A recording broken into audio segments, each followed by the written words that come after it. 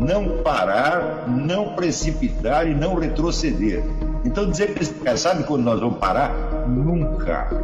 Nunca na sua porca vida. Né?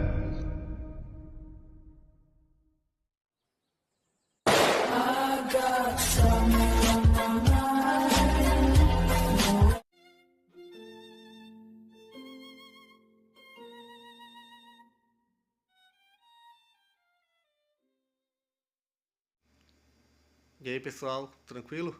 Então vem aqui antes do vídeo começar, pedir para vocês se inscreverem, quem não for inscrito, compartilhar, curtir, comentar. Quem puder seja membro do canal, que isso ajuda bastante. Tem também o link do Apoia-se. Quem puder ajudar nosso canal e apoiar financeiramente vai ser muito bem-vindo. Mas o mais importante é transmitir o conteúdo e os conhecimentos do professor Olavo de Carvalho para mais e mais brasileiros. Então compartilhe e ajude aí nossa causa. Muito obrigado a todos os membros, apoiadores do canal. Fico muito feliz. Tenho certeza que a gente está no caminho certo. Então fiquem com o vídeo e até mais. Valeu!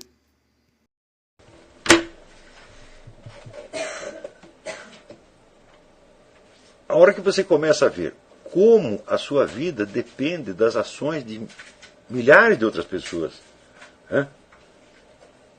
Então você começa a entender a verdadeira natureza humana, né?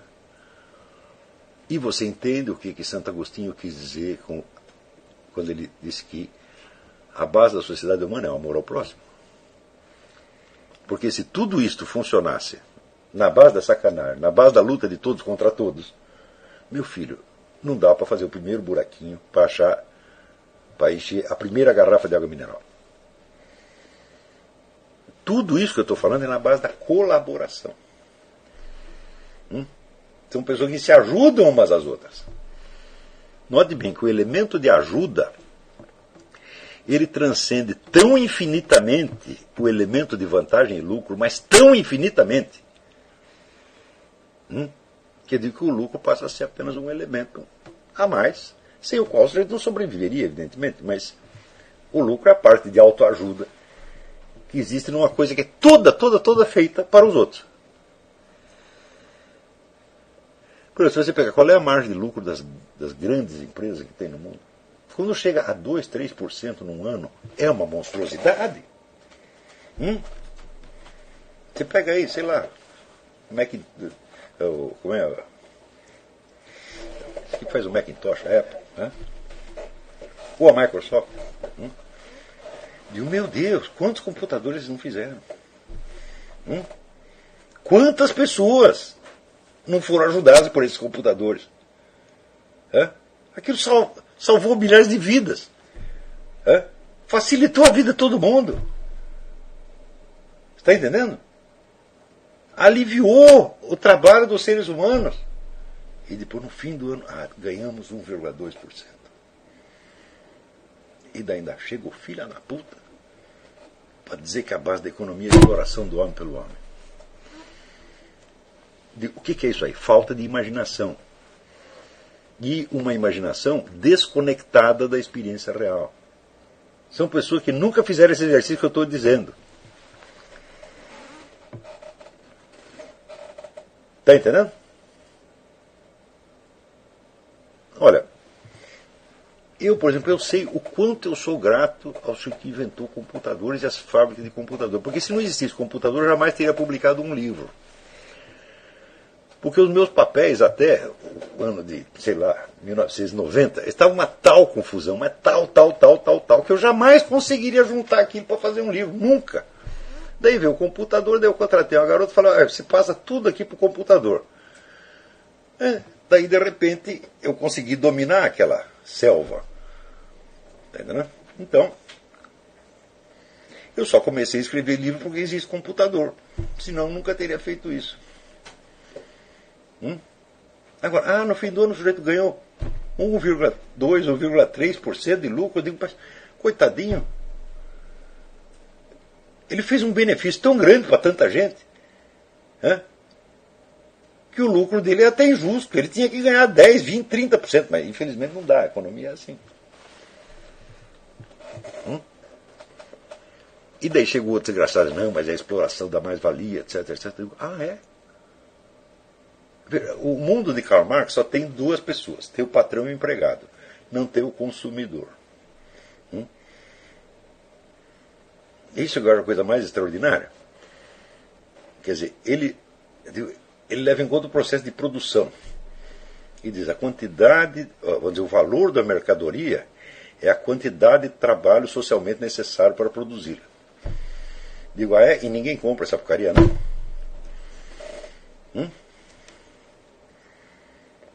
Por exemplo, outro dia rifaram aí uma calcinha da Madonna. O sujeito pagou 2 milhões pela calcinha da Madonna. Quanto trabalho socialmente necessário deu para produzir a calcinha da Madonna? Nada. Mas como tinha um monte de milionário louco, fã da Madonna, aquilo passou a valer 2 milhões.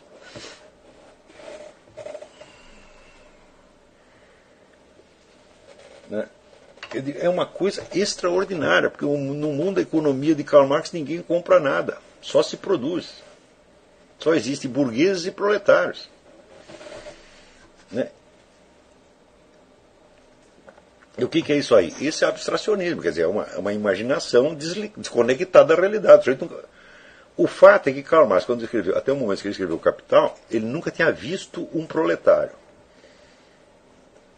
Ele nunca tinha entrado numa fábrica, nunca conversou com o proletário. Ele só conheceu alguns proletários que já eram líderes proletários, que já não trabalhavam mais, evidentemente, era que nem o Lula, né?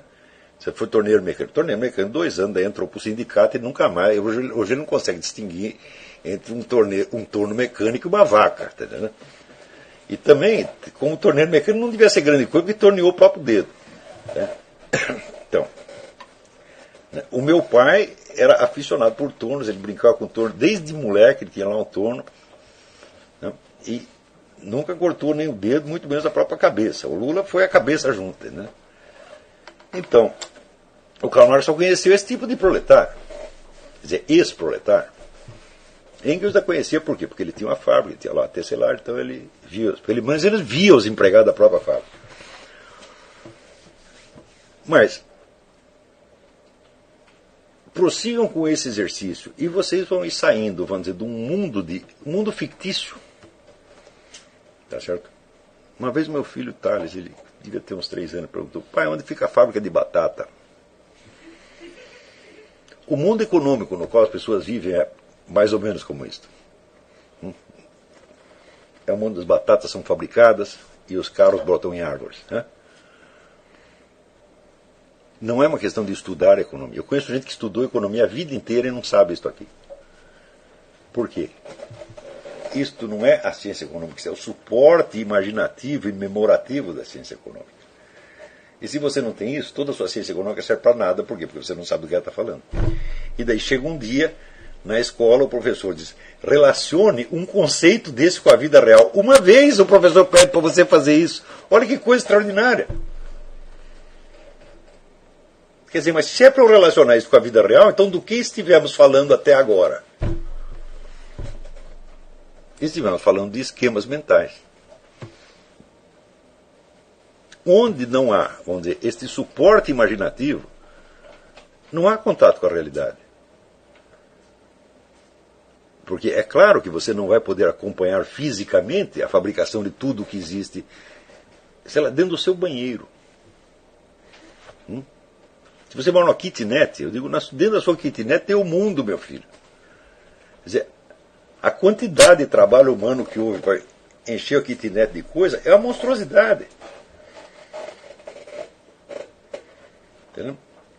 Bom, então com isso você acaba saindo daquele mundo fechado e morto, na verdade. Tá certo?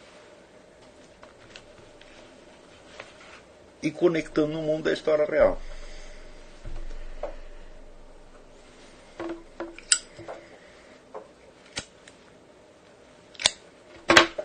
Então, lembra bem os 2 exercícios? O primeiro é: qual é a diferença entre conhecer e não conhecer? Esse não é para verbalizar. Mas o segundo dá para você verbalizar mais ou menos. Mas tente imaginar, assim, não esquematicamente. Tente imaginar dramaticamente. Quer dizer, visualizando como se fosse um filme. Então aqui tem uma mesa. Que madeira é essa aqui? Aonde tem essa madeira no mundo? Nem toda madeira nasce em tudo quanto é lugar. Então o sujeito teve que achar isso em algum lugar. Então você imagina lá o sujeito vendo a árvore, serrando, depois botando no caminhão, empacotando. Tente fazer como se fosse um filme. E você faz vários filmes que vão cruzando. Como se fosse mesmo. Como é que Balzac fez a comédia humana? Né? Ele inventava uma história de um sujeito, daí essa história cruzava com a de outro, que cruzava com a do outro, que cruzava com a do outro, reaparecia os mesmos personagens, etc. E acabou, vamos dizer, fazendo uma trama que simboliza a totalidade da sociedade francesa da época. Você vai tentar fazer a mesma coisa sem escrever, porque se você conseguir escrever isso, você é Balzac. Né? Eu não estou pedindo isso para você. Você simplesmente inventa os filminhos e cruza os filminhos. Né? Daí vinha lá o sujeito trazendo o toco de madeira no caminhão e daí furou o pneu. E pneu. Então tem a história do outro sujeito que foi lá, né, colheu furou a seringueira. E hoje tem outros processos mais avançados, invente qualquer um deles. Né? E você vai reconstituindo como as histórias dessas várias pessoas vão se encaixando até que tudo chegue no seu quarto, na sua cozinha, no seu banheiro, sei lá, em qualquer lugar. Está entendendo? Ora, você fazendo isso, você vai pegar algumas, entre outras coisas, você vai pegar algumas qualidades morais que são indispensáveis para o bom cidadão. Se a pessoa não tem isso, ela não tem ideia do que os outros estão fazendo por ela. E ela não tem aquele sentimento de gratidão sem o qual você nunca vai respeitar ninguém, nunca vai ter amor por ninguém. Por exemplo, é normal um bebê pequeno, né, proceder como se ele fosse o centro do mundo. Então ele estaria para ser tratado, paparicado, contentado e satisfeito em todos os seus desejos. E quando ele não é, o que ele faz? Ele chora. Acontece que a maior parte das pessoas é assim pelo resto da vida.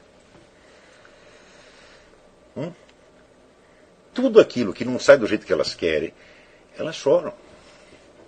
E ficam indignadas. Ora, antes de você pensar, por exemplo, nos seus direitos, porque essa noção de direito, eu acho que o bebezinho já tem. Ele não sabe verbalizar, mas ele acha que o que ele quer é direito dele. Antes de você pensar nos seus direitos, você pensa na substância da vida da sociedade humana. Em como tudo isso é feito na base da pura colaboração, gente.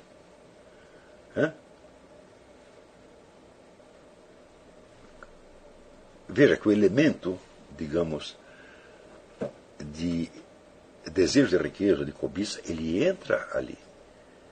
Só que é o seguinte, se o sujeito fabrica pneu, meu filho, não adianta ele pensar em desejo de riqueza, ele vai ter que pensar em pneu. Você está entendendo? O que ele quer? Ele quer só o dinheiro. Ele quer o dinheiro, mas ele tem que pensar em pneu. Está entendendo? Por quê? Porque alguém precisa do pneu. E, do mesmo modo, todos os trabalhos que se fazem no mundo, veja, o que você ganha no fim, ou o seu salário, o seu lucro, é apenas um efeito colateral.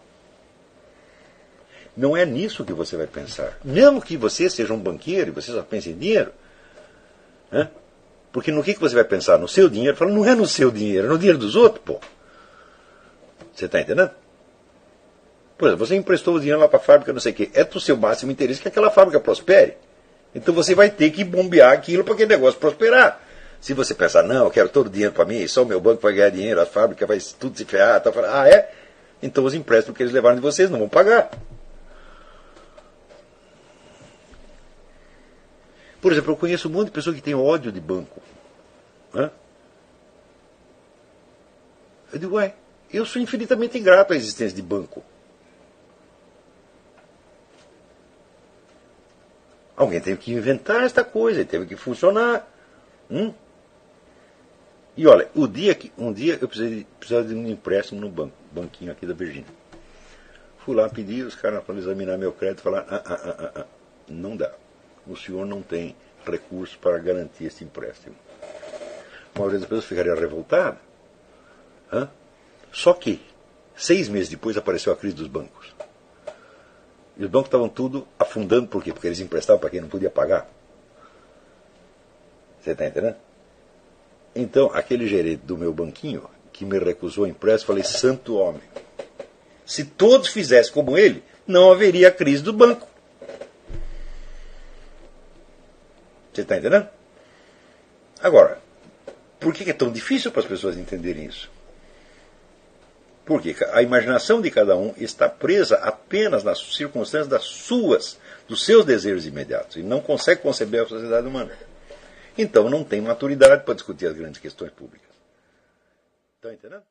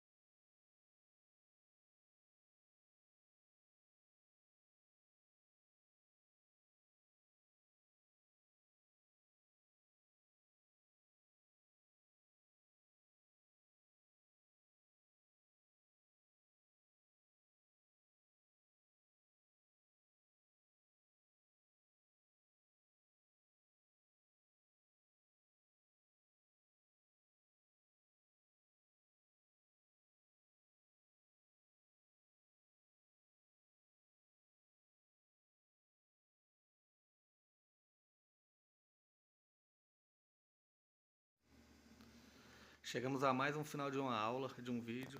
Espero que tenham gostado. Quem não se inscreveu ainda, se inscreva, compartilhe, comente. Ajude o nosso canal, apoie, seja membro.